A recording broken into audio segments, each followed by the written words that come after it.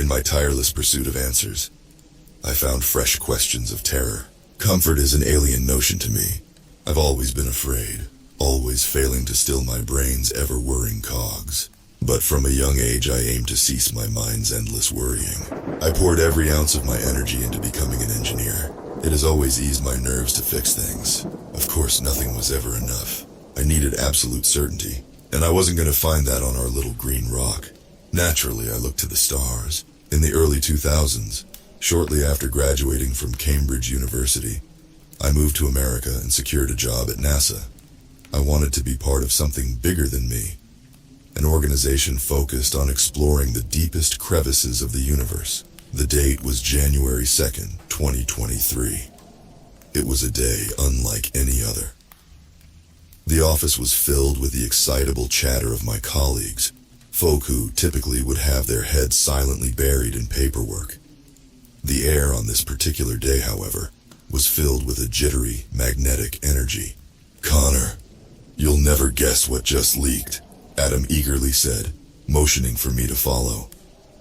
I shrugged and followed my friend out of the office. "What's happening?" I asked.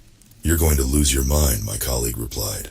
We made our way into one of the compound's main facilities, a building which housed NASA's assembly line of rockets. I had a hunch that Adam's exciting news might be related to DM-50, the dozen-minus rocket. After all, the bulky vessel was nearing completion. No low-level employees had been given any inkling as to what purpose the spacecraft would serve. My colleague and I rounded the corner of the vessel, and we found Dr. Stanley Jacobs talking to a few physicists. He was a graying, pale-faced fellow with chapped skin, the sort of man who had physically aged beyond his years. He could have been 64 or 46. The weary-faced man groaned at the sight of Adam, but my friend didn't care. He was fixated on the screen behind the physicist. It depicted various graphs and charts, a foreign language to me. Everybody's been biting Stanley's ear off after he mistakenly forwarded an email to Jenny in accounting. Last year, Jacobs discovered an anomaly at the edge of our galaxy. Adam gleefully whispered. An unidentified phenomenon that vaguely resembles a black hole, though its physical makeup is unlike anything previously discovered in human history. And NASA has been intercepting frequencies from the other side. Using telescopic data, they've created musical tones which sound like, well, who knows? Storms on unseen planets. Forms of alien communication. A parallel version of our reality, perhaps. This sounds like fiction. Why didn't we hear about this when Jacobs found the anomaly a year ago? I asked. My colleague shrugged. You know what the media is like. This could be huge, or it could be nothing. But Jacobs is suggesting that it might be a tear between universes. Hypothetically, I scoffed, though secretly my interest was piqued. Come on, Connor. You're always talking about the mysteries of the universe. Well, it turns out that there's more than one universe, Adam said. And Frank heard that they're planning an expedition with the DM-50. I told you something big was happening. Why else would they have contracted dozen minus? It's unofficial, highly classified technology. My heartbeat started to quicken as I contemplated what my friend had said. Parallel universes, I thought. Could these distant worlds offer the answers I've always wanted? The small group of physicists eventually dispersed, and Adam nodded his head at Stanley. Talk to him about the expedition. He didn't want anything to do with me, but this could be your shot to see space, my friend whispered, before walking away. May I help? Dr. Jacobs asked, overhearing us. Does the DM-50 expedition have any openings for engineers? I asked. The man sighed. You shouldn't know about that. But you're not the first person to ask. This day has been, you're going to explore the anomaly, aren't you? I asked, eagerly interrupting the physicist. Did you hear something? Wait, are you even an engineer? You're not some government servant on a mission to shut down this project, are you? Dr. Jacobs asked, lifting an eyebrow. No, I just need to be on that ship, sir. You likely already have plenty of engineers attached to the project, but... We do, so I wouldn't get your hopes up, the man interjected, packing his briefcase. I won't pretend to be some indispensable genius, I said. But this is more than a job to me. I don't really care about NASA. I've always wanted answers to, well, everything. The man carefully examined me. What's your name? Dr. Jacobs asked, pulling a piece of paper out of his coat pocket. Connor Bridges, I said, composing myself. The physicist nodded and scribbled my name. There aren't any official openings, Connor. But I know that look in your eyes. It's what guided me to this place, too. It's what prompted me to chase Harriet's eye. Harriet's eye? I asked. The man solemnly nodded. The name of the anomaly. My late daughter. Sorry, I quietly replied. Jacobs cleared his throat. The DM-50 could always use an extra engineer. My eyes glistened, and I immediately accepted the offer. I couldn't quite wrap my brain around the idea of going to space. Now, of course, months after my voyage of terror, I try to pretend that it never happened. After 10 months of training, launch day arrived. Dr. Stanley Jacobs and Dr. Elizabeth Farrow, his research partner, had been developing the logistics of the mission for the better part of 2 years. Our stealth vessel, DM-50, would venture to the edge of the Milky Way, undetected by the people of Earth, and we would send various automated research vessels into Harriet's eye. Given promising results, a manned mission would follow. It was an airtight plan. The launch was a surreal experience. Sitting in a near-silent ship, equipped with cloaking technology, we left Earth behind. Not a soul on the ground watched. It was a week-long journey. Using dozen-minus technology, we achieved the impossible. We not only traveled to the farthest reach of the Milky Way, but we did so within an unthinkably fast time frame. The reason for Dr. Jacobs's hurry would eventually become horribly clear. From the windows of DM-50, the crew surveyed Harriet's eye with doe-eyed, blissfully unaware faces. A gaggle of schoolchildren, dazzled by the mysteries of space. And as we approached, the eye grew from a blackened blemish on the horizon into a ginormous wound that had splintered the very fabric of reality. A hauntingly spectacular sight. The unmanned vessels were launched once we reached a suitably near, yet safe distance from Harriet's eye. We watched as the tiny metallic blobs jettisoned from DM-50. Then, one by one, the 3 vessels were swallowed by the blackened mouth, and we found ourselves hovering in space, at the edge of oblivion, waiting for the robotic explorers to return. The majority of low-level workers had nothing to do but twiddle thumbs. We couldn't proceed until the data from the unmanned vessels had been retrieved and analyzed. Not quite the adventure you imagined, Mr. Bridges, Stanley Jacobs asked, grinning. The 2 lead physicists sat on the opposite side of the canteen table. I smiled at the pair of them, whilst hurriedly finishing my mouthful of food. It wasn't often that lowly crew members would have the opportunity to talk to the ever-elusive lead physicists. Actually, it's no different from a day in the office, sitting around, waiting for something to do, I said. Stanley laughed. Well, it's just as tedious for Elizabeth and me. Too right. But I enjoy lunch breaks because I get to spend some time with people other than him. Dr. Elizabeth Farrows chirped. I hate to pry, but, well, have you made any progress? I asked. I won't pretend to understand the physics of this expedition, but... Don't be so modest, Connor, Elizabeth said. You're an engineer. I'm sure you understand more than you pretend to know. He's a mysterious egg, Jacobs chuckled. Did you know that he twisted my arm to get on this mission? He was almost as determined as me. Almost. Elizabeth raised an inquisitive eyebrow. Yes, I seem to remember him showing up quite late in training. Were you keen to see action, Connor? The woman had kind eyes. Elizabeth was middle-aged, possibly the same age as Stanley, but the years had been kinder to her soft-skinned, rosy-cheeked face. She reminded me of my late mother. Something about her velvety voice encouraged me to open up. It wasn't about the adventure, Dr. Farrow. I've just always been afraid, I said. I've always wanted answers to unanswerable questions, and this phenomenon seems so fundamentally juxtaposed to the reality which surrounds it. Before either of the physicists could reply, our food trays slid to the right, as did we, and everybody cried in confusion as their bodies were limply flung to the side of the unexpectedly leaning vessel. My temple connected with the edge of the table, drawing blood, and I gripped either side of the canteen bench until my knuckles whitened. Dozens of dazed, injured workers clambered to their feet. We all hurried to our respective stations, ready to assess the damage. Though the ship corrected its balance, it continued to quake uncontrollably.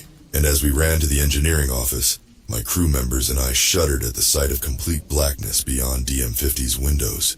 The stars and planets had disappeared. "Brace for impact," a voice shrieked over the ship's intercom. The ship's outer body groaned under the strain of seismic pressure, and I tumbled to the office's metallic floor. The other engineers and I clutched at any fixed thing we could find, and we braced for our lives as DM-50 finally came to a blunt, jarring halt. Everybody lay as still as possible. Murmurs of pain echoed around the office. Light fixtures flicked unstably, and various alarms sounded in a calamitous cacophony. "All personnel report to the main bridge," a voice announced over the tannoy. My fellow wounded engineers stumbled weakly to the corridor outside our office. But we did not walk to the main bridge.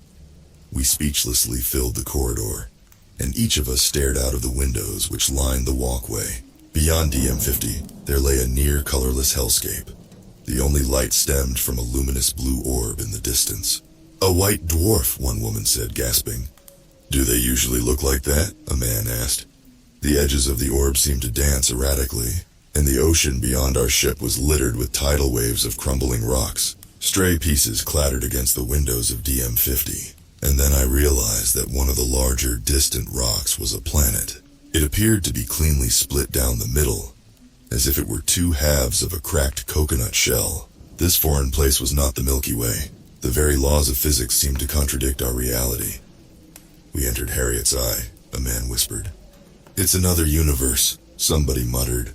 "All personnel to the main bridge," the tannoy voice repeated urgently. Snapping out of the existential fever which had seized our bodies, the engineering crew hurried through the walkways of the ship, and we joined everybody in the main bridge area. Beyond the chattering crowd, I could see Dr. Jacobs and Dr. Farrow standing sheepishly behind Captain Polton. "Quiet!" the captain bellowed. The entire crew immediately complied.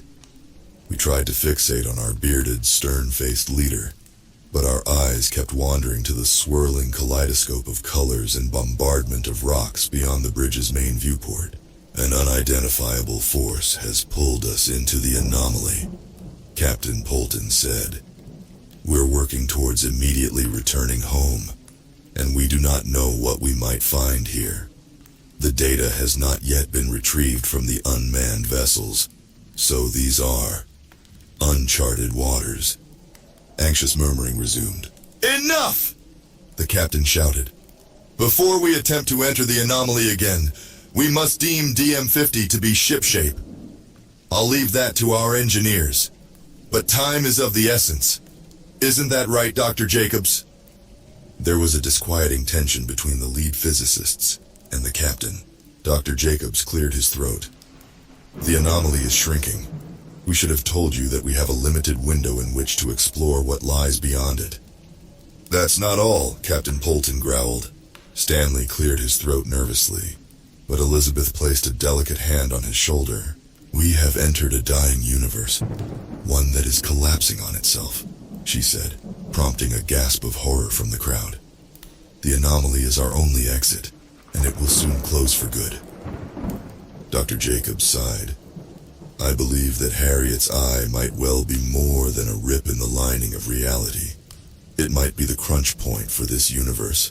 All matter in this reality will collide here." Anarchy ensued. Crew members hurled abuse at the physicists, and a few furious individuals lunged at Jacobs.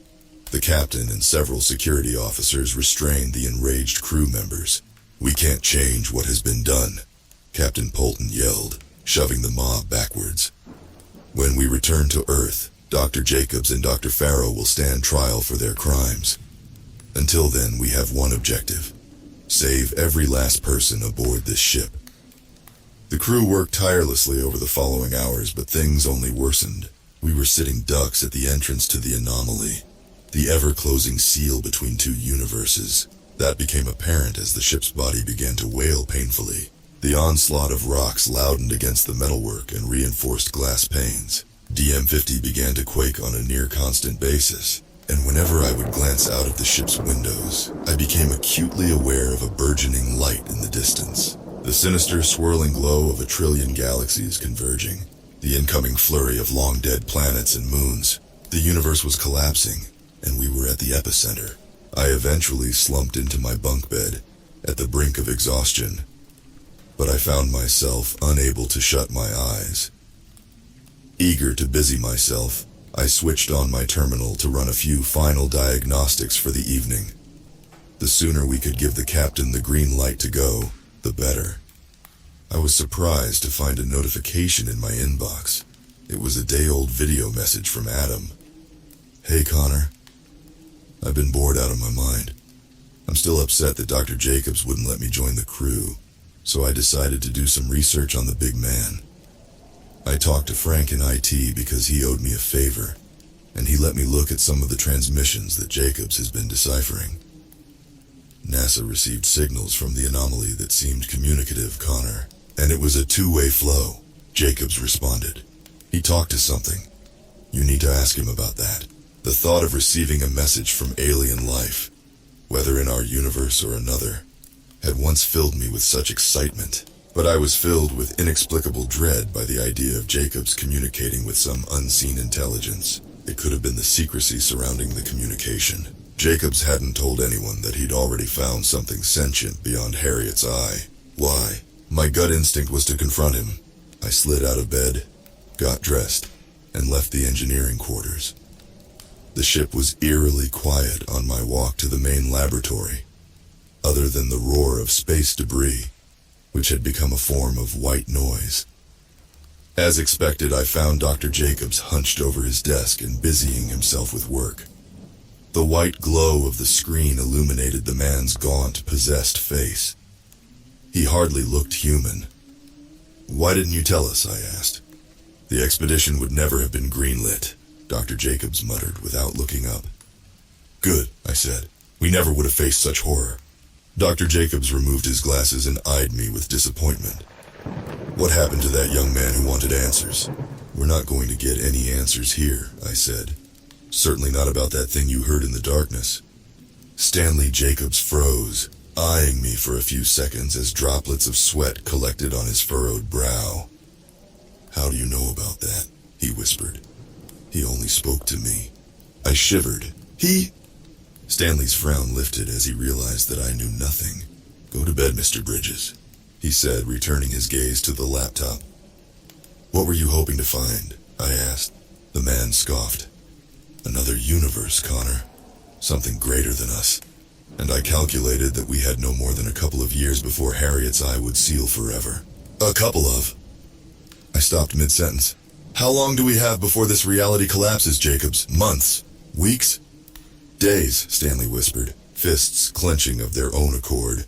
I stormed across the lab and towered over the man, who quickly shrank into his desk chair. "What could we possibly learn in days, Stanley? You brought us here to die," I barked. "I wanted this to happen sooner," he retorted. "But the airheads at NASA had to plan carefully. Unofficial projects are always messy, especially when they result in countless deaths," I said. "The anomaly almost tore the ship in half. We might not even be able to fix it. We might die. Don't you care?" "I have every faith in you," Dr. Jacobs said, returning his gaze to the numbers on his screen. "And I had every faith in you," I replied. "You're lucky to even be here," the physicist snarled. As we continued the back-and-forth discussion, our voices gradually raised. It was only after 10 minutes of running in circles that we realized we were competing not with each other, but with the growing sound outside the ship. And when we turned our heads to the laboratory windows, Stanley and I gasped in unison. The dying universe's void was filling with light at an increasingly rapid pace, and DM-50's trembling foundations felt less stable with every passing second. No, this isn't right. We should have time, Stanley breathlessly cried. I still have so much data to collect. I need to... All personnel to stations, a voice announced over the intercom. Flight to Harriet's Eye will commence in 5 minutes. Brace for impact. We've barely run 50% of the necessary diagnostics, I said. Who cares about the ship, Connor? Dr. Jacobs manically cried. This is greater than anything in human history. This is... What are you? The wispy, disembodied voice rattled sharply around my skull like a coin stuck in a jar. It's me. I'm here, Stanley whispered. I did as you asked. The physicist noticed my horrified expression, and he realized I'd heard the voice too. He wasn't as special as he thought himself to be. I became aware of the fact that all sound outside the ship had ceased. The terrifying convergence of galaxies continued beyond the window, but there was quiet. Only that haunting whisper permeated the silence. A new land to conquer, the voice hissed. Thank you for showing me the door. I want to see her, Dr. Jacobs wailed, throwing his arms outwards. You said I'd see Harriet! She is in the place of all dead things. Come closer. Let me show you, the chilling voice said. Outside the window, amidst the multicolored glare of approaching galaxies, I saw 2 forming bodies. Red, gassy spheres of biblical proportions. And as black specks emerged in their centers, I realized what they were. Eyes of unfathomable enormity. I tried to scream, but my quivering, narrowing throat was unwilling. Could it have been strangled, perhaps, by that paranormal deity? Black tendrils emerged from the abyss of the universe's ever-nearing edge. They curled forwards and took the shape of colossal, god-like fingers. Fingers that were reaching towards us. The ship suddenly lurched forwards. The captain, who had looked upon the horror in the depths of space, commenced our voyage into Harriet's Eye. Thankful for the slightest hope, I looked to the sobbing physicist beside me. Harriet, he cried, you promised... With a thunderous clap, the tremendous, ear-shattering sound of the collapsing universe returned, as if the terrifying entity, with eyes like blazing gateways to hell, were roaring in fury at our attempted escape. Those ever-stretching fingers soared towards our spacecraft, and DM-50 began to jolt from side to side. A trillion swirling lights soared towards our ship as the universe's collapse quickened. I screamed as I finally fathomed the horror of being crushed by a universe. But then the pulling began. The pull of the shriveled, near-closed anomaly. Blackness began to envelop our ship. We were entering Harriet's Eye. As Stanley and I steadied ourselves against a nearby desk, I closed my eyes and thought of home. The little green rock that I had shunned for my entire life. In that moment, it was the only thing I wanted. Following an explosion of sound, everything stopped. All sound, all movement. And when I opened my eyes, we were surrounded by life. We had returned to our universe. There were bright burning stars in the distance, fully formed planets, serene tides of space that gladly carried us home. A long, quiet journey home. I rushed to the laboratory window to eye the fading anomaly. Did it close or simply fade from view? I still don't know.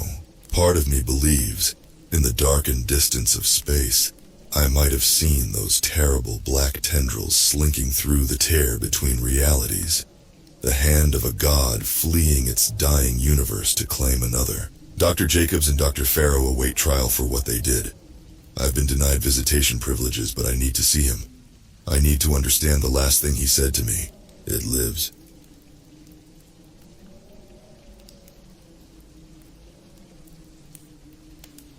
So, I like to go paddleboarding by myself, especially during the summer months. West of my hometown, there's this remote lay-by just off the motorway, and past some picnic tables through a little stretch of forest. There's a lake hardly anybody knows about. Every few weeks I'll get the itch and carry a paddle and a board down to the water. Then I'll float around enjoying the sound of waves crashing against shore for hours on end. It's perfect, like a little slice of heaven carved out just for me. The only problem is sometimes other people ruin my plans. Take last week. As I lay flat on my stomach, mesmerized by the sunbeams sparkling across the surface of the water, this black speck appeared over on the lakeside. I got to my knees and cupped my hand against the setting sun. An intruder had stepped out of the underbrush, a real hulk of a guy. He shuffled over toward my clothes, which were in a crumbled heap on the embankment. Then his eyes crawled all over me. Even from a distance, I caught a bad vibe. All my valuables, phone, keys, wallet were safely tucked away inside a waterproof pack attached to the back of the board. So I steered in circles for a while, watching the creep from the corner of my eye. He shouted something, although his voice didn't carry far enough to hear. I gave a half-assed wave, hoping he'd take the hint. But in my gut, I already knew what sort of bastard I was dealing with. I mean, those sorts of negative experiences were the whole reason I needed to go out there and clear my mind in the first place. Phone signal dropped the second you step into the forest, so calling for help wasn't an option. Aside from the beach, most of the lake was surrounded by steep, rocky slope. An Olympic climber could maybe scramble up using the exposed roots. But if I gave it a go, either my grip would give out, or a dirt clod would become loose. Then I'd topple backwards onto a jagged rock and snap every bone in my body. The simple fact is there was only one way in or out. 5 minutes passed. 10, 20. Now and again fish leapt into the air. Then a black shape caught my attention and circled my position before plunging into the depths. The lake was so deep only a trained diver could reach the bottom in a single breath. If I squinted, I could make out wriggly movement way down there, like a tightly packed cluster of kelp, the thin tendrils swaying in the current. As it grew darker, I got chillier and chillier. The fatigue sure didn't help either. Soon the muscles in my arms were screaming. Meanwhile, the man just stood there. Staying out there all night seemed like a surefire way to catch pneumonia. And in his raincoat and hiking boots, the guy sure didn't look like he was in a hurry. Left with no other choice, I rode toward the bank. Not too close, but close enough to speak with him. Also, I know what you're thinking, but there was no point trying to run. Between the embankment and my car, there was a maze of jagged nettles and crisscrossed branches with sharp ends. That's one hell of a gauntlet to run barefoot.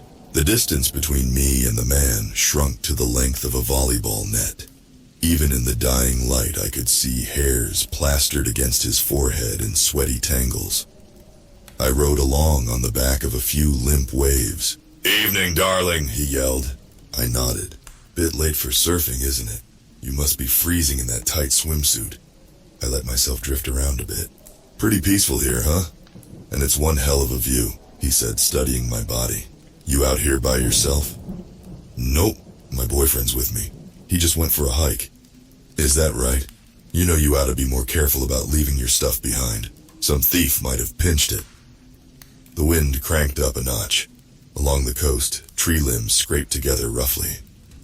"What's the matter, don't you want to talk?" he asked in a clipped way that made it clear he was pissed. "It's rude to ignore people, I was just trying to be nice. Why don't you come over and say hi?" I kept myself from getting dragged to shore with carefully timed dips of the paddle. "You think I'm some kind of pervert or something? You think I'm gonna hurt you?" "I didn't say that." "Then why not come over?" "Because I don't know you." That ugly blob of a face grinned, revealing all these rotten molars. "You're right, that was rude. I'm Desi, but you can call me DJ." He waited, then added, "Well, aren't you gonna tell me your name?" For a moment there was no sound except the wind. Against my wet skin, it cut right to the bone. "Aren't you coming in yet?" he called. "You don't want to catch a cold." "I'll take my chances." He spat at me, although the wad fell well short. A long runner of milky drool hung from the corner of his mouth, stretching out. He wiped it away. "Listen, I'm not leaving until you do the ladylike thing and introduce yourself. Just leave me alone." I'm a complete pacifist, so I'd given the idiot every opportunity to walk away. I really had. The last thing I wanted was for somebody to get hurt, believe me. His hand reached into the water and made sloshing waves. The board thrashed around, its left side dipping below the surface several times, and I had trouble staying upright. Desi said, "You know this is a dangerous place, right? Pretty little thing like you out here all alone. You might get grabbed by sinking Susie." That caught my attention. Desi, delighted to finally have an audience, said, "Loads of folks. They set off for a nice little walk out here. They stumble across the lake, think they'd like to take a little dip to cool off. Then bam, Susie gets them." He waited to see whether I'd take the bait. I didn't, although he pressed on anyway. See, Susie lived near here with her husband. He was a fisherman, so he'd be away for weeks. And Susie kept herself busy with these nature walks. She liked the fresh air, you know. But one day, she goes for a walk and hears giggling. And when she gets closer, she realizes it's her husband rolling around with another lady. Pretty little blonde thing, kinda like you.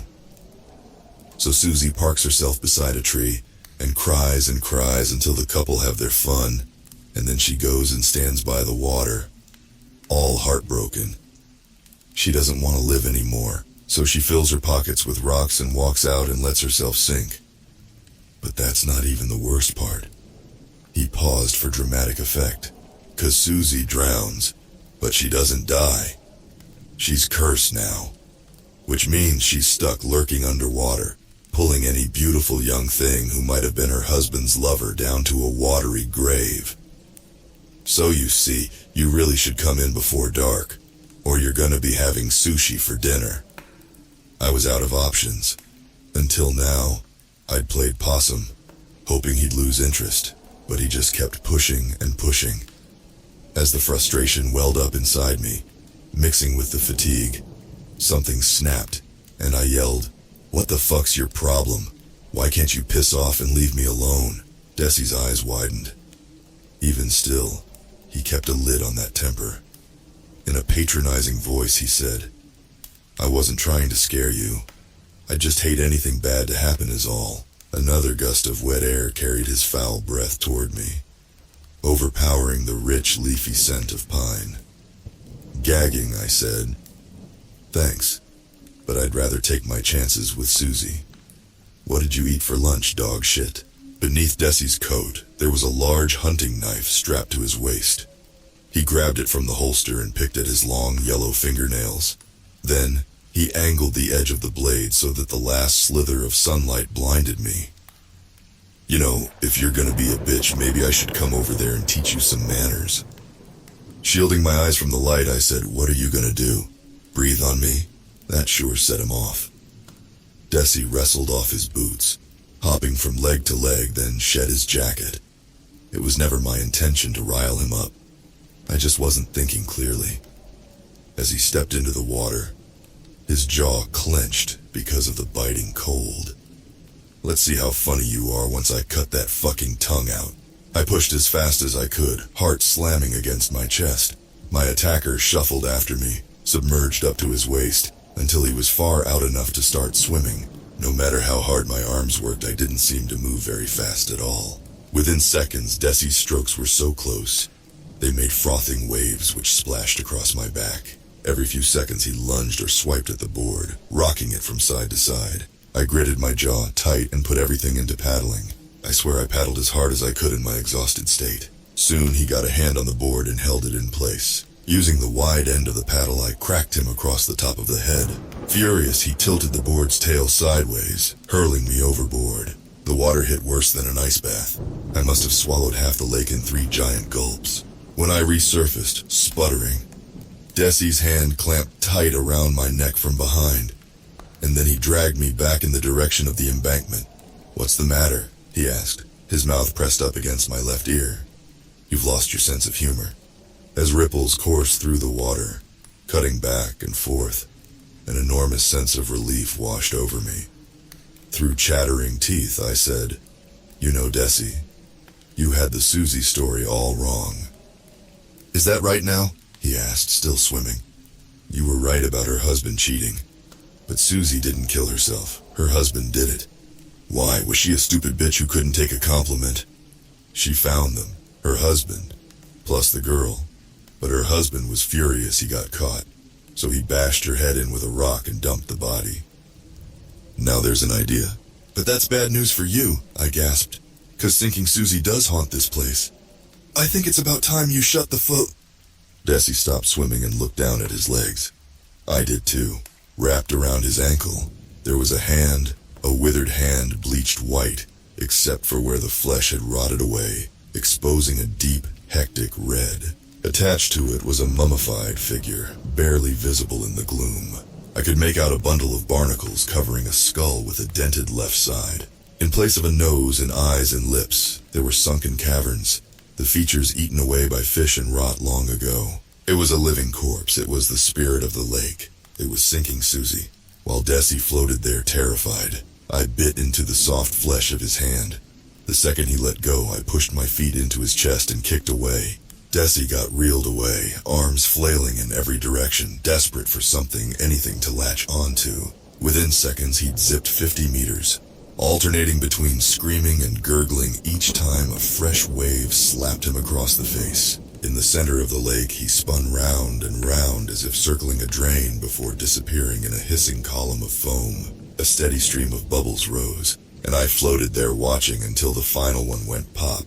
It was over. Desi had become another of the figures trapped down there, arms floating above his head, fingers swaying against the current. The latest link in a long chain of Susie's victims. I swam back to the embankment. Alone at long last, I toweled myself off. By the time I'd pulled on my sweater, my board and paddle had drifted over by pure chance, as if guided by invisible hands. Then I set off home, already planning my next trip. I swear I only go out there for the peace and quiet. I'm as shocked as anybody when the trips turn violent.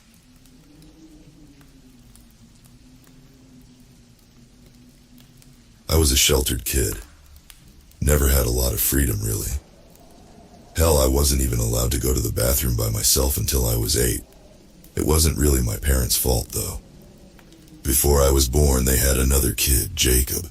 They loved him a lot, even more than myself, I remember thinking as a kid. One day, I guess they weren't careful enough and Jacob ended up going missing. He was only 9 years old. He simply left, never to be seen again. They gave up looking for him after 7 months, and a year later they got pregnant with me. They never found his body, so I think a little part of them always hoped he was alive. I never met him. But I remember ever since I was little, I had felt this weird connection to him. My parents used to tell me I'd scare the hell out of them when I was younger, because I kept on talking to this one corner in the closet. Whenever they'd ask me who I was talking to, I would just say, Big Brother. Keep in mind, I was younger than 3 when this had happened. They hadn't told me about him, and there's no way I could have known otherwise. I do remember he was a part of my life. Maybe it was some subconscious trauma response to having overprotective parents, but I could have sworn he was always there, hovering over me. The first time I remember him talking to me, I was around 5. I was coloring some picture in the playroom, and Jacob was talking to me. "What are you drawing?" he asked me. He tugged on my braids. I remember he did that a lot. "It's a forest with fairies and a rainbow and a baby deer," I said proudly, holding it up to him. He scoffed. "That don't even look like a real forest. To draw nature, you gotta be in nature. Here, come with me." He took my wrist in his cold, icy hand and practically dragged me outside. He handed me a little shovel I used to help Mom in the garden. "Dig right there," he told me, and I obliged. I found the usual bugs, rocks, roots. But I also dug up something else, and Jacob smiled as I pulled it out of the ground. It was a backpack. I think it used to be red. It felt heavy, and there was definitely something in it. But the zipper was so rusted I couldn't get it open. "That's all right," Jacob shrugged. "We'll get it later." "Lily?" I heard my mother's panicked voice call. "Lily!" She saw me outside, and Jacob quickly took the bag from me and pushed me away. "Oh my goodness, don't run off like that alone." "I wasn't alone," I protested, looking back to see nothing. Jacob has disappeared.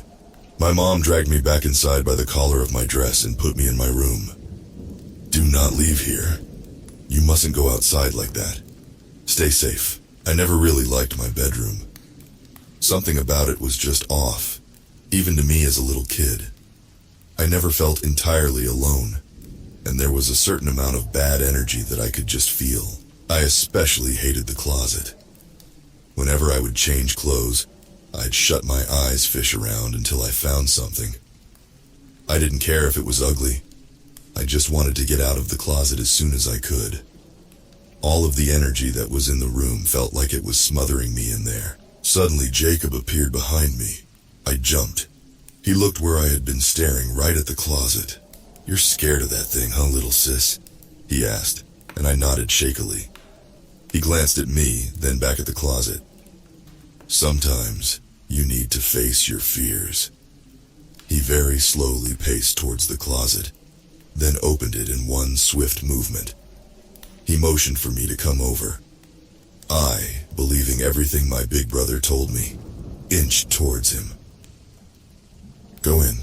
I shut my eyes and stepped in, and to my surprise he shut the door behind me, leaving me in the scary, dark closet alone.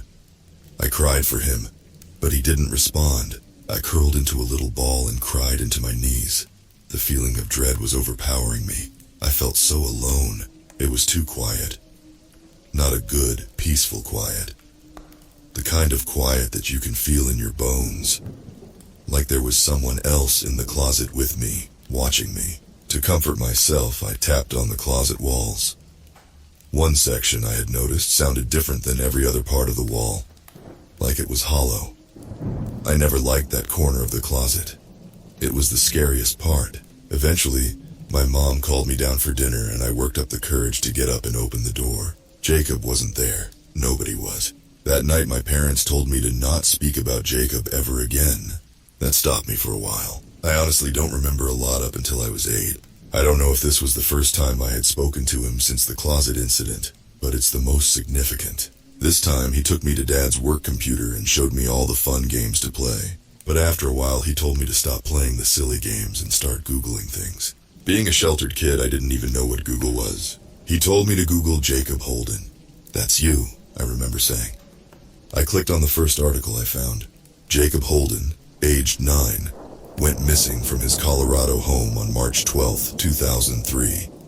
He leaves without a trace, the only thing missing from his room being his school backpack. Authorities have tried to reach out to his parents, Jennifer and Carl Holden, to no avail. He was not seen leaving the house and was not seen by anybody after he left school. "School backpack?" I said. "Like the one we found together?" Without a word, he handed me the old, rusted-off backpack. He then handed me a pair of scissors. "Cut it open, Lily, please." I obliged, and inside in the backpack I had found years ago was everything. Jacob Holden, passport. Jacob Holden, birth certificate. Anything that could have identified him was in that bag. But why was it buried in our backyard? I began thinking about everything. Mom and Dad almost never let me outside alone. The backpack was buried outside with everything in it. Mom and Dad apparently never talked to the police, even though they had told me they searched for months. Jacob was never seen leaving the house. The hollow wall in my closet. I guess Jacob had realized I had known what was up because he presented me with something. A large sledgehammer. "Go to your closet, Lily, you know what to do." With tears in my eyes, I took the sledgehammer from him and ran to my closet. I went shaking to the door that held my biggest fear for so long, now knowing that it was true the whole time. I found the hollow corner and let the sledgehammer loose on it. Something they don't tell you about dead bodies is, if they're trapped in an airtight space such as a wall, they don't really decompose. They more just dry up, like meat in a dry, aging fridge. Jacob's official cause of death was starvation. He was still alive when they put him in there. I didn't ever see Mom and Dad after that. Police took me to live with my aunt. I never saw Jacob either. I missed him. The last time I saw him, I was in the back of a police car, being taken to a foster home until they could find a relative who would take me in. I looked back at my house, my window, to see Jacob. He was staring at me blankly. He waved goodbye at me and I gave him a smile. Maybe he could never leave that place, but he sure made sure I could.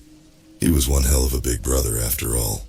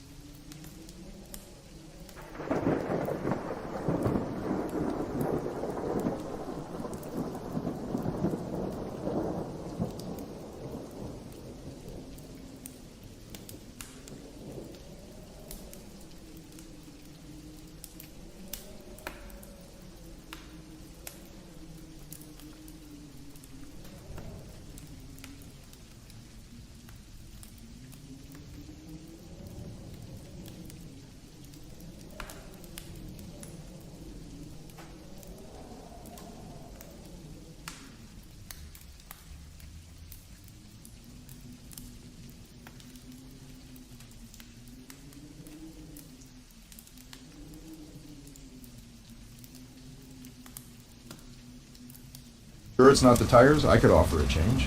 The tires don't need a change. Call me when it's time for a change then. What is this malarkey?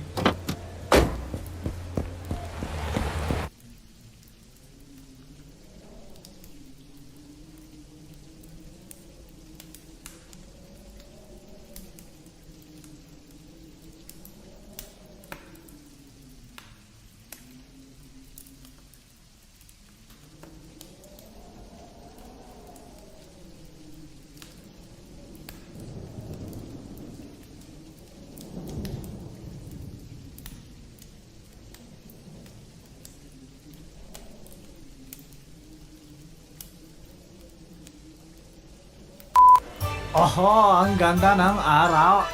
Saan mo paano galing yan? Kamusta Taiwan? Sa Daddy China ito. Oras na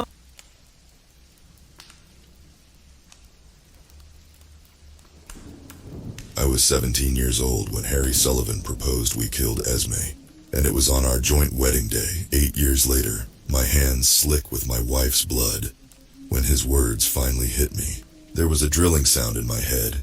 Sometimes it was loud, other times it was faint, barely noticeable, but it was definitely there, getting closer and closer. Louder!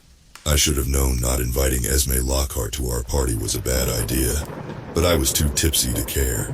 In my muddled mind, I would deal with the consequences later. Sitting on the beach with my knees pulled to my chest, a cool beer skimming my lips, I watched the tide ripple under my toes. The wind was trying to snatch the bottle from my hand, blowing my hair from my eyes. Behind me, the party was in full swing, and Esme was being weird again. Even through sharp blasts of wind trying to knock me over, I could hear her attempting to guilt-trip Wylan for talking to a girl. It's not like I didn't expect it. Wylan had told me about the weird notes in his locker, the low-key threats in his mailbox to not even think about leaving for college. I just didn't want to believe our best friend was this kind of obsessed with us. If I'm honest though, Esme was long past obsession, infatuation. This girl was a fucking psychopath. Downing my beer, I reveled in the scratchy taste. I didn't even like it, but it was better than drinking straight vodka, which made you a psychopath. Still though, the alcohol was perfect to lower my barriers and force words out of my mouth I had been choking on for years. I like to think the stars aligned when we were little kids, and fate found us. 5 7-year-olds with our hands on the last candy bar. Pigtails, 4 eyes, Batman shirt, rich girl, and yellow hat. Initially, we fought for it. I snatched the candy bar up first, claiming finders keepers, only for Pigtails to grab it off of me, waving it in the air triumphantly. Only for 4 eyes and Batman's shirt to form an allegiance, taking it for themselves. I shoved Batman's shirt, and he in turn pulled off my hat and made me cry. Rich Girl, who had been wandering around, stepped in. We already knew who Rich Girl was. Her parents made more money than the Queen. At least, that's what the rumor was in class. Rich Girl was rich, which meant she was either a celebrity or a long-lost princess. In reality, her father, Jason Song, had bought our little coastal town. Rich Girl plucked the candy bar from the boys and initiated a truce, splitting it 4 ways instead. I did try to argue that I saw it first, but the girl insisted on us sharing. It was when she was handing out chunks of chocolate. Did we share our names, grinning at each other with chocolatey mouths? Pigtails was Ariosa, 4 eyes Harry, Batman shirt was Wylan, Rich Girl Esme, and Yellow Hat was me. The rest was history, I guess. Following that day, the 5 of us became inseparable. In school, we became an unbreakable clique. As littles, we made our own games and spent countless hours at the beach on weekends playing pirates. It was fun. Those summer days and nights will be etched into my mind forever. A blur of swimming in the sea, eating candy, and sharing stories under a late-setting sun. Esme would regularly invite us to play at her house, which reminded me of a palace. She had 7 bathrooms. Who needed 7 bathrooms? As littles, we made a pact. On the last day of summer vacation before 3rd grade, we declared best friends forever. Then when we were 12, Tipsy on Esme's father's expensive wine and spread out on a picnic blanket, we said it again, giggling under a crescent moon. Best friends forever. It was when we reached high school, Esme started to take our pact a little too seriously. I loved her as much as I loved the others, but she didn't know boundaries. Best friends forever was something a lot different in her mind. It started subtly. When other kids wanted to hang out with us, she was adamant that it was just the five of us. We were 14 years old, and in our freshman year of high school. Making new friends was inevitable. I invited two girls to sit with us at lunch, and Esme immediately stood up, dragging the boys and Ariosa to another table. When I stood my ground and plonked down, refusing to follow them, Esme came over and politely asked me to join her and the others. By now, I was getting odd looks from other kids. Esme's song was a well-known name across town, and so was my name, by default. I was already in way too deep with her family to brush her off. Esme's father had already insisted on paying for my college tuition. I said no initially, though my mother thought it was a great idea. Esme had a habit of throwing cash at us when she thought we were going to leave her. Harry was promised a football scholarship when he showed signs of drifting away to hang out with the varsity team. When Wylan got a girlfriend, Esme surprised him with the guitar he had been saving up for. Ariosa started getting cozy with a classmate, and that classmate's parents suddenly won a lottery I had never heard of, and moved away. Initially, she isolated us from other kids, even our family, insisting on weekends away and trips to exotic locations. But we were growing up, and best friends forever was looking progressively less likely. Esme thought our pact was an unbreakable bond, a need to be near each other constantly and be completely isolated from everyone else. Esme thought best friends forever meant we couldn't fall in love, couldn't form relationships. She didn't want us to grow up. In junior year, Harry actually went against her wishes and got a boyfriend. Harry Sullivan liked to experiment behind Esme's back, having been on several dates with both guys and girls. It was well known that he was a player, even if Esme shot down those rumors. But I think he truly fell for Ben. Opposites attract.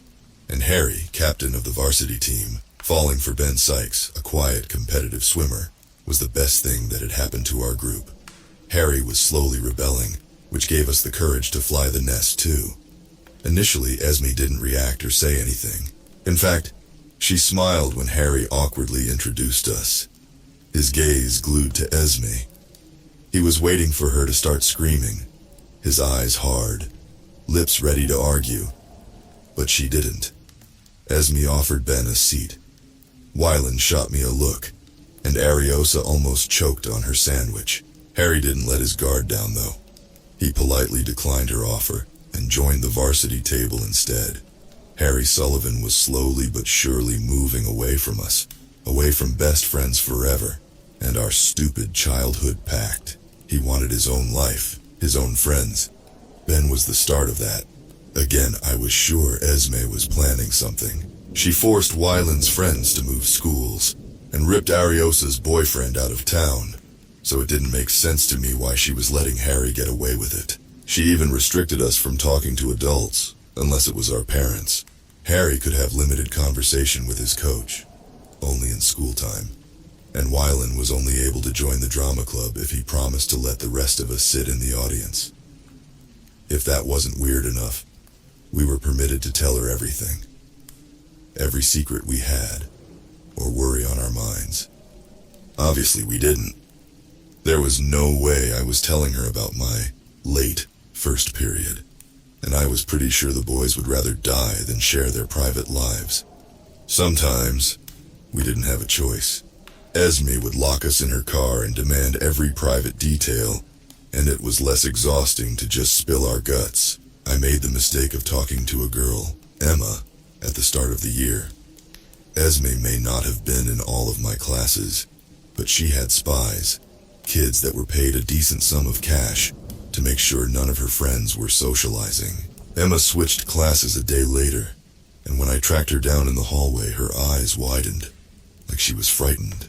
Emma told me to stay away from her, so I did. I didn't have a fucking choice.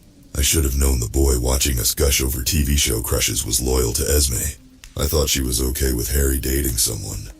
I mean, she didn't throw a screaming fit like usual, which was progress. I was surprised she was actually allowing someone into the group. Esme seemed genuinely happy with Harry's boyfriend joining our group, allowing him to come to hang out at her house and our usual place on the beach. The holidays came around and Ariosa proposed a Christmas party at her place. I was 2 hours late after a heated argument with Mom over the car. When I arrived, I immediately knew something was wrong. There was no music and the lights were off. I did see an attempt at a party, grabbing myself some holiday-themed punch from the lounge. The figure sitting alone in the kitchen caught me off guard. It was pitch black, so I thought it was the ghost of Christmas past, after Esme forced us to watch Christmas movies with her a few days prior. When I clicked on the light, however, an identity swam into view. Ben. Judging from the cans scattered on the table, he was maybe 5 or 6 drinks down. Harry's boyfriend regarded me with an almost pitiful smile. "Hey, Thea." His voice was a kind of croak. Ben held up his can in a mocking salute. "Merry Christmas." "Hey!" I poured him a glass of water, sitting down hesitantly, my hands wrapped around a glass of punch. "Is everything okay?" "Oh yeah, I'm great." Ben's sarcasm needed work. Harry was a master of irony, so maybe he was rubbing off on him. Ben downed another beer.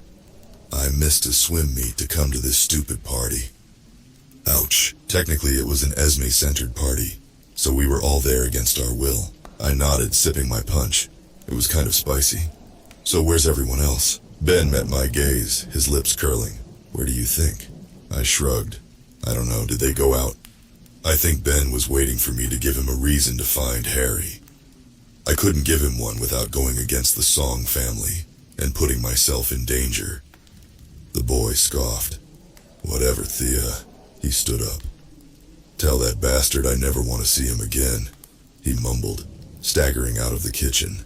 Ben stopped in the doorway, but he didn't turn around. "You guys deserve each other," he laughed, and something ice-cold prickled its way down my spine. I didn't even wait for Ben to leave, and by the sound of it, he was already emptying his guts in the front hallway. Ignoring him, I forced my legs upstairs, my heart hammering. There was no way, right? Because if Esme had done this, then she had won.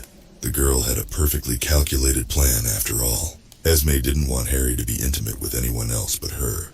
I realized that when I stumbled into a lot of tangled legs and flushed faces under blankets. Wylan told me to turn off the light, but I was too stunned to move. This wasn't what I expected.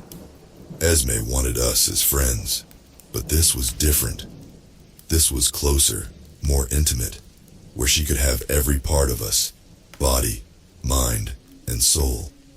The logical side of my brain wondered if she had become so scared that we would find love and ruin our friendship pact. She immediately wanted us to love her instead, while the not-so-alert part of my brain wanted to entangle myself in their weird foursome sandwich. So I joined them. I mean, it was cold. The punch was definitely filled with aphrodisiacs to influence guests, and seeing Harry buried under Esme, his legs tangled around Ariosa, I'd say Esme's plan had succeeded. I didn't want to know what Ben saw. Later on, I discovered that he walked in on them, and Harry, fully bewitched by Esme's spell, ignored him. Ben was right. We did deserve each other. Esme had made sure of that.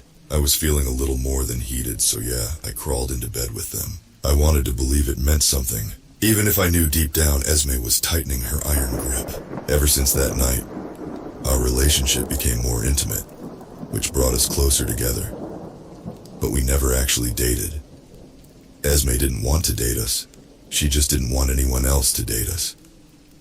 Most of my junior and senior year was a blur of blindly following orders and watching the light slowly start to fizzle out in my friend's eyes. Esme demanded we move in with her, though luckily our parents stepped in when she started talking about friendship marriage.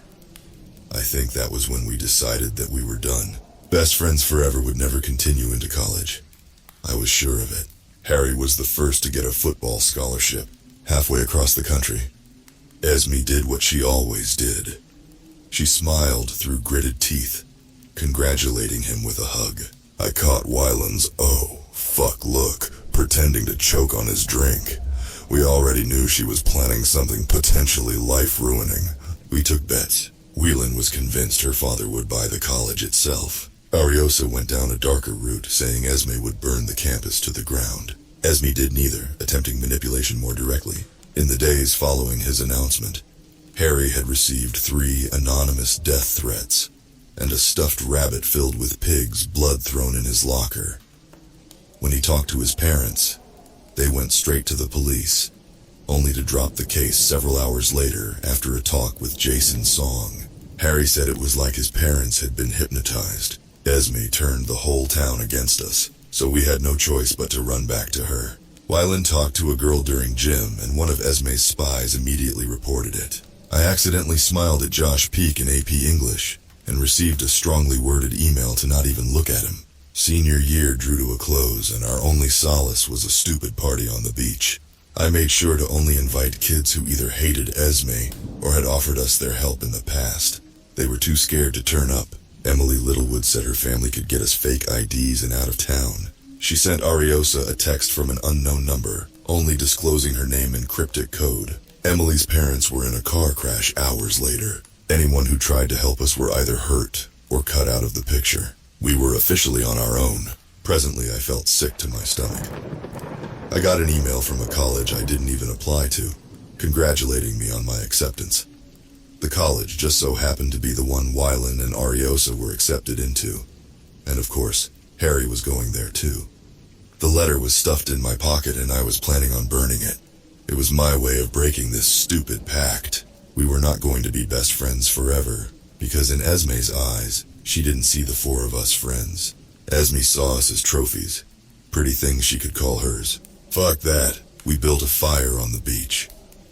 Harry pulled out his acceptance letter first, and in our own private ceremony, we took turns throwing them into the flames. I wanted to laugh in relief, but I was too scared to laugh, too scared to smile, constantly looking over my shoulder to see if we were being watched. I started to let my guard down, slumping on the sand to eat charred marshmallows and talk shit. When Esme herself turned up with a crate of beers, Wyland shot me a death glare because I was usually the one who accidentally exposed our location. But I had been so careful. Ariosa immediately stiffened up, and Harry rolled his eyes, draining the rest of his beer. I think he was expecting it. We had all mutually agreed that Esme and her family were witches. Ariosa's expression twisted with genuine fright, and she panicked, plucking the smoldered remains of our letters from the fire and stuffing them in her backpack. I was sure she burned herself from the way she kept wafting her hand, wrapping her fingers around an icy beer, though she was more scared of getting caught trashing Esme's gift. Luckily, Esme didn't notice, excusing herself for being late. Harry was uncharacteristically snappy, leaning forward in his chair. The boy wasn't even trying to hide his disdain for her. 2 days before, he broke down in my car. It was the only place without a camera, without spies hanging around. Wyland was sleeping in the back, and Ariosa was dozing in his lap. Harry kept it together until I asked him if he was okay, and his body kind of jerked, like he was trembling. He had spent the whole car ride staring into oblivion, his eyes half-lidded, lips curled into an almost maniacal smile. I didn't notice he was clinging onto his seat for dear life, like Esme was going to pop up out of nowhere. I can't do this anymore. He kept saying it again and again and again, until his fingers were clawing at his hair, and he was screaming, his eyes almost feral, like a wild animal. I can't fucking do this anymore, she's going to kill me. I hugged him. It was all I could do. Just a few more weeks, I told him. Then we would be free. How did you know we were here? Harry's eyes narrowed, lips curling. Are you stalking us, Esme? His tone was like warm water washing over me. I thought it might finally push her away. Esme shot him a grin. I always know where you are, she said, ruffling his hair. I was just making last-minute arrangements for something special. Harry wasn't playing around, scoffing through another mouthful of beer. And what's that? he mumbled under his breath. Another death threat. Esme seemed to notice his disobedience, though she didn't say anything, maintaining her wide smile. That's a secret. Harry sat back in his chair, nursing another beer. Wyland nudged him to stop drinking, but he protested with a groan, slurping from the can. I'm sick of being ordered around, he said, downing another beer as if in protest. I'm gonna do whatever I fucking want. His half-lidded gaze fell on Esme, who had visibly stiffened up. You do whatever the fuck you want, and I'll do whatever the fuck I want. He saluted her with his drink. All right. When Esme didn't respond, Harry threw his empty can at her. The girl didn't even flinch. I'm going to duke, you psycho sponge, Harry spat, and I caught Wyland's wry smile. Ariosa's expression brightened. Duke was always his first choice. I don't want to go to your fucking college, Esme. I don't want to be anywhere near you or your family. You're a leech. You leech onto people and suck the life out of them and then throw money at them when they want to leave. What you're doing is borderline psycho. You take everything away from us. When we find friends, you make them disappear, and when we find someone, you throw yourself at us like a leech. Gulping down beer, he was just getting started. That night with Ben, Harry choked out, you fucked with our heads. He spluttered on a sob, and Ari moved to grab his hand, but he shoved her away, his lips curling into a snarl, angrily swiping at his eyes. No, get off of me, it needs to be said. His gaze flicked back to Esme. You turned my parents into mindless followers of yours so you could keep me under your control. You manipulate us with money and vacations and fancy scholarships. I mean, who fucking does that, huh? What kind of person goes to these kinds of lengths to keep friends? He laughed. You threaten and isolate us and seriously think we want to be friends? Harry let out a shuddery breath. So here's what you're going to do. You're going to leave me and my parents alone. The same goes for Ari, Thea, and Wyland. You're going to get your father to fire my parents. And then you're going to get your connections you keep bragging about to cancel the scholarship I don't even want. If you don't, I'll happily contact the police and get your ass thrown in jail for stalking. His smile was harsh, almost manic, when Esme opened her mouth. Harry tipped his head back, dazedly blinking at the sky. Not the police under your dad's thumb, he said with a snort. I'm not fucking stupid. I mean outside of town, where you'll face actual consequences. His eyes darkened. After tonight, I don't want to see your face again. His words were venomous, and I reveled in each one. Find new friends in college, Esme, and pray that they tolerate your psycho bullshit. Harry's voice faded out, the sea suddenly so much louder in my ears, waves crashing onto the sand, before drifting back. And don't put you 6 feet under the fucking ground. Esme seemed frozen for a moment, and we all waited with bated breath. Was this it? Would she finally leave us alone? Instead of replying, the girl turned her attention away from Harry and plonked herself down on Ariosa's lap, chastising Wyland for wearing a short-sleeved shirt. Esme insisted on styling us, like we were dolls. She hated when Ariosa tied up her hair, and I wasn't allowed to straighten my curls. Harry had to wear contact lenses. If he wore glasses, she ignored him for days. When he lost his contacts and had to wear glasses, Esme bought him unlimited contacts. Harry didn't respond to Esme ignoring him, instead cracking open another beer. He shot me a grin, which was a little too wide. Jesus fucking Christ, I remember thinking. He was losing his mind. Mission accomplished. If drunk Harry thought it was mission accomplished, sober Harry was in for a rude awakening. The girl's lack of response wasn't a win. It was a time bomb. Esme started talking about her own college acceptance letter, and I caught him glaring at her, his fingers pulverizing the can. I hated what she was in the process of turning him into. Wyland was staying quiet, absently making a mini sandcastle, and Ariosa was snoozing on the sand. The party was primarily to plan a quiet escape, and once again Esme had made it about her. I excused myself, escaping down to the shallows. The silence was a relief. I dropped onto my butt, letting the tide wash over my feet. Sticking my toes in bioluminescent plankton, I wondered how a candy bar had single-handedly ruined my life. Esme was making a fool out of herself again. In the corner of my eye, she was standing with her hands on her hips, blonde curls being whipped around in the wind. Wylan had done something wrong. I had no idea what it was, though from the sound of her voice, it sounded like he'd been hiding a friend. It was when I was watching the sea wash up on the sand, I heard it again. Drilling. It felt close, but also far away. We could just kill her, you know. Harry was standing behind me, swaying slightly, a fresh drink in his hand. He looked like a ghost under a moonlit sky. His cheeks were too pale. Dark brown hair glued to his forehead with sweat. He wasn't smiling. Esme said it was his best attribute, so he made sure to never smile around her. I took a moment to drink in how hollow the boy looked, both body and mind, his dark eyes barely focusing on me. Esme had turned him into a shell of himself, not just Harry. Ariosa had lost that glow to her skin, and I was sure Wylan was going gray at 17. Even looking at myself in the mirror, I was constantly on edge, my cheeks starting to deflate. Turning back to the sea, I pressed my knees closer to my chest. The drilling was getting louder.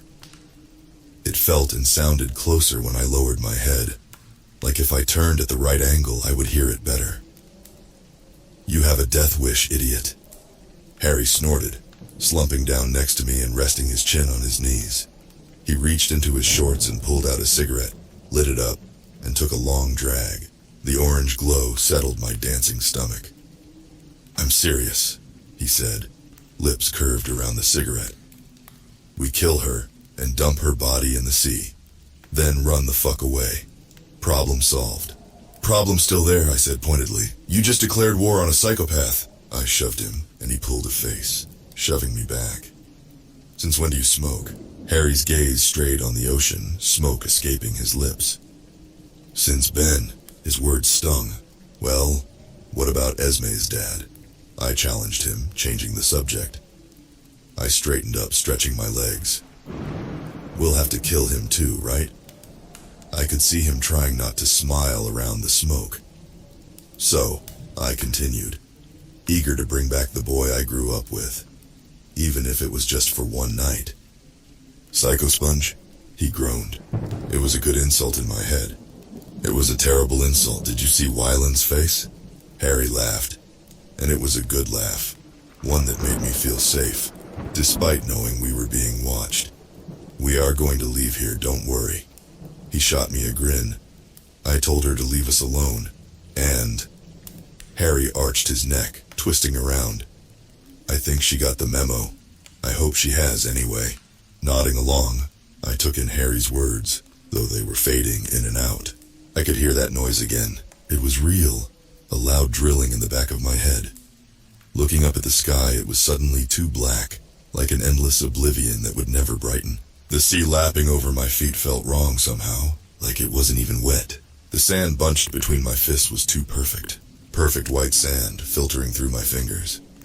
It was the kind of sand I dreamed of, unlike the actual beach, which was mostly pointed rocks and spiky shells. It was too perfect. I looked around, gulping down air. Ariosa and Wylan trying to get the fire going, and Esme handing out food. The perfect night. The stars twinkling were above us. The perfect sky. "Harry." My voice sounded wrong, like the words on my lips weren't mine. He didn't look at me. "Yeah? How many times have we had this conversation?" Again. "How many times have we had this conversation? How many times have we had this conversation?" Did I say that 5 times? 10? 15? 20? The moon flickered and went out completely, and I fell through the sand, dragged down. Down. Down. The drilling was louder, closer, real. I could feel it. A blade pulverizing through the back of my head, screeching blades dragging my thoughts to awareness. I could feel it seeping from me, blood dripping down my face and neck, pooling across the table I lay on. I opened my mouth to scream, but my lips were detached from me, my voice no longer mine. Instead, my mind was suddenly in permanent rewind. I was back on the beach, and this time Harry was smiling. His original words were torn away, that cutting blade slicing its way through my brain. "So here's what you're going to do." His voice echoed, and he jumped up, picking Esme up and spinning her around. "You're going to stay with us, forever. Never leave any of our sides. You're a leech. You're the most beautiful girl I've ever met. I want to be with you, Esme, forever." I can't fucking take this anymore. She's going to kill me. This time I did scream, a raw cry ripping from my throat. I could sense bright light behind my eyes. My wrists were strapped down, my head pinned to a cruel, icy surface. Harry's voice continued, clanging in my skull. "I love her, Thea. I love her so much it hurts." It was endless. It never stopped, and my screams died out into whimpers. They didn't even bother sedating me again. I felt everything, every cut and slice, the warmth that glued my hair to my face, and the saw that sheared all of it off. When the white light faded and flashing colors dotted my vision, I finally fell. "Thea?" When I opened my eyes, I was standing up. No longer on the beach, I stood barefoot in front of an indoor swimming pool lit up in pale blue light. I was so close to the edge, a white dress pooling at my feet, my hands wrapped around a bouquet of flowers. I found myself smiling, even when I reached a trembling hand to my head, where a veil had been forced into place. I stroked my fingers across my scalp, where old stitches had come apart, seeping red staining the collar of my dress and ruining my hair. When my fingers came back slick red, I swiftly wiped them on my dress, smiling wider. Roses. I clutched the bouquet tighter to my chest. They were Esme's favorite. "Thea, snap out of it!" The man's voice startled me, reverberating through the room. I blinked, my vision swimming in and out of view. He was older than me, at least in his mid-20s. Thick, brown hair hanging in dark eyes that part of me recognized. The flower crown of white roses sitting on top of his head looked like a joke, a mockery of him. I didn't register the bloody strips of white wrapped around his head, or the smear of red staining the front of his suit. Instead, I was choking on a name that shouldn't have matched the stranger. No, not a stranger. Harry Sullivan was not 25 years old. Because if he was 25, then how old was I? I looked down at myself. I still felt 17, and yet I was taller, my dress perfectly fitted to my figure. I was 17, but my body was older, so much maturer, molded, and perfected. No, I felt my legs give way, a cry rumbling in my throat. I was going to go to college. I was going to get away from her. How long had I truly been sitting on the beach on the last day of senior year? "Thea, listen to me." His hands found mine, clammy and stained with blood, but his. It was him, and I wanted to cry, wanted to ask how he had jumped forwards in time, when I already knew the truth. I was in denial, and denial was agony. I moved to wrap my arms around my friend, but he shook his head. "No, don't move," he hissed out. "If you move, she'll know something is up." Opening my mouth, my throat tasted of rusty change. "How long?" I wanted to scream, my chest aching. Harry didn't speak. He didn't explain the strips of white wrapped around his head, or the other's absence. He pressed something into my hand, delving it between the folds of my dress. The knife slid perfectly between my fingers, the blade pricking my skin. I didn't feel anything. "Kill the bitch," he said through gritted teeth. Harry didn't cry. I don't think he could cry anymore. "Do you hear me?" he whispered, his voice collapsing into a sob. I wanted to know what had happened to him, what 8 years had done to my best friend. "Fucking kill her, Thea." The doors flew open, the sound of heels clicking loudly on marble. Harry dropped to his knees and I straightened up, fashioning my expression back to vacant. I wanted to help him. He couldn't stand up, his head bowed. If I was going to kill her, though, I had to catch her off guard. Esme appeared, a blur of golden curls and fluffy pink. She was noticeably older, too. Esme's song was still beautiful, almost breathtakingly so. Her expression may have looked mature, but that psychotic gleam was still there, twinkling in her eyes. Harry. Her voice was more of a bird-like squawk. I stayed frozen watching the girl march over to him, entangling her arms around him. You do realize it's bad luck for the groom to see his bride the night before. Harry didn't fight back when she pulled out a silk cloth, wrapping it around his eyes, her hand slipping over his mouth. Esme's lips found his ear, and I heard every word. This was the first time I'd heard her actually scared. Since you're insistent on ruining our perfect day, I want to give you your wedding present early. Esme's voice was silky, smooth, sultry. She held him like a toy, rocking him side to side. Harry didn't move, crumpling in her arms. His frenzied eyes found mine. Kill her. Come on, she crooned. Dad is waiting for you. I wanted to kill her right there before she could drag my friend away, but something snapped in my head and I was back on the beach. This time the tide was in, and I was sitting alone. Behind me, Esme was the only one sitting by our fire. Thea! She shouted, waving at me to join her. The tide was at my feet, but I couldn't even feel it anymore. There were no stars.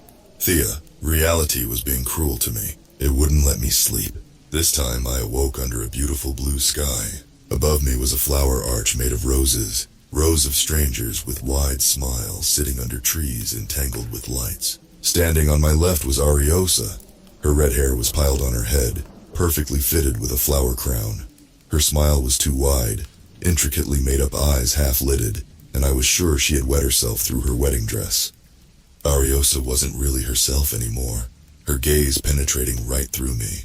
I could see dark red smearing the top of her head. Neither was Wylan, sculpted in a rich black suit. The boy was unrecognizable, hiding behind a mop of blonde curls, and a nose job I knew he didn't need.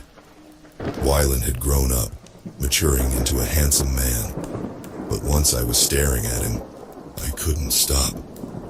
I glimpsed telltale spots of blood staining his collar. His grin was dazed, drool seeping down his chin. Wylan was standing at an angle, swaying back and forth, that glitter which was my best friend gone. Thea! I blinked. Esme was inches away from me, the bride. Pay attention. I found myself nodding obediently. In a few simple words, she was going to become my wife. The knife was tucked into my dress. Harry was standing next to me. I didn't want to look at him, because I knew what Esme's wedding gift was. In the corner of my eye, I glimpsed a thin line of black trickling down his temple. Scarlet bandages hidden under that hideous fucking flower crown. His eyes were lazily following a butterfly, and he could barely stand still. Harry was the one who tried to get away, who clawed his way out of her control.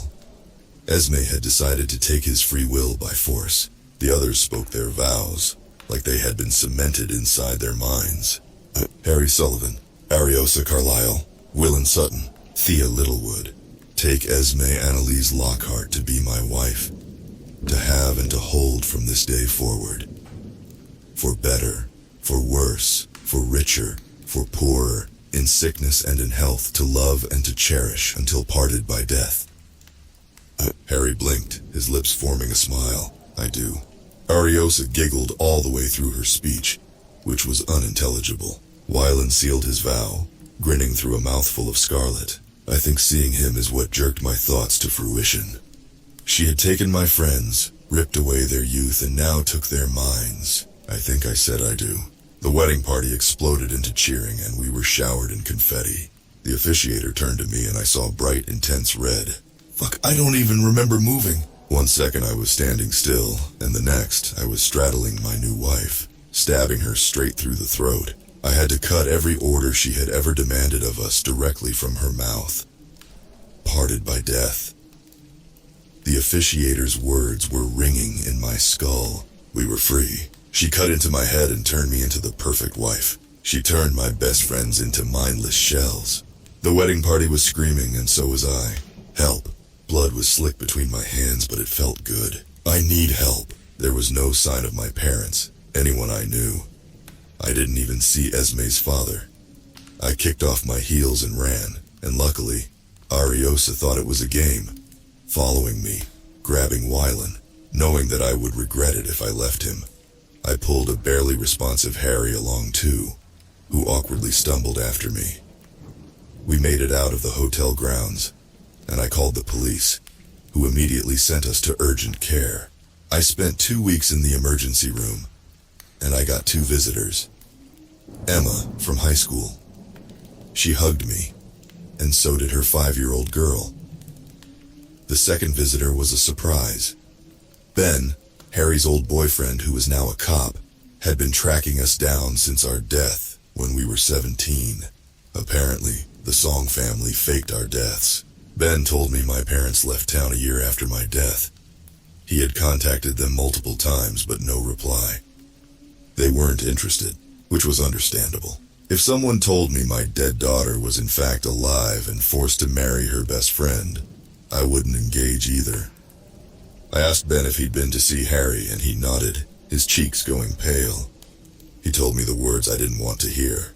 Harry wasn't Harry Sullivan anymore. The doctors explained it in more medical terms. A foreign object being obstructed through the skull and damaging the frontal lobe or something like that. I wasn't really listening.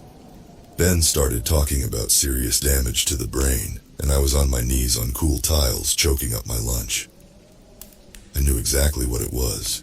Harry had been partially lobotomized in a desperate attempt to subjugate him. So if my friends were lobotomized, what happened to me? I was drilled through the head. I got the same treatment. So why was I awake and conscious and they were brain dead? I've been living with Ben for the last 2 years. Ari and Wylan have recovered in a way. I say in a way because I'm lying to myself. They're completely different people. Wylan is erratic and acts like a child, and Ariosa repeatedly tells me how much she hates me. Their lack of emotion scares me. The doctors are puzzled. They didn't think it was possible to make as much progress as they have. But Jason Song was also using technology that they had never seen before. Ben argued that lobotomies don't control your mind. They destroy it. He was convinced something else was being used, which sent me to sleep for 7 years, forcing my body into autopilot. It would explain Wylan and Ari's behavior too, how they had somehow recovered, or sort of recovered from the lobotomy. Harry spoke for the first time a few days ago. I have a habit of visiting him when Ben isn't guarding his bedside. I wasn't there when he spoke. I was buying soda when Ben stumbled out of the room, vomiting everywhere. Unable to resist, I hurried inside. Harry was sitting up, propped up on pillows. His eyes were so much more alert, which gave me hope, until he opened his mouth, inclining his head. Harry frowned at me. Ariosa and Wylan have been looking behind me a lot. I thought they were staring into midair, but Harry was staring at the exact same spot, just behind my right shoulder. He spoke her name with a glitter in his eye, and I think in his mind, Harry could still see her, and Esme was still the love of our lives. When I shut the door and sat down, his expression darkened. I hate that I can see so much of her in him, and it terrifies me. Harry was looking behind me, craning his neck. Where did my wife go? I told him she was dead only for him to laugh. No, she's not, Harry said like a child acting out. She was just right there. I know Esme can't be alive, but Ariosa and Wylan say the same thing, that she's always standing right behind me.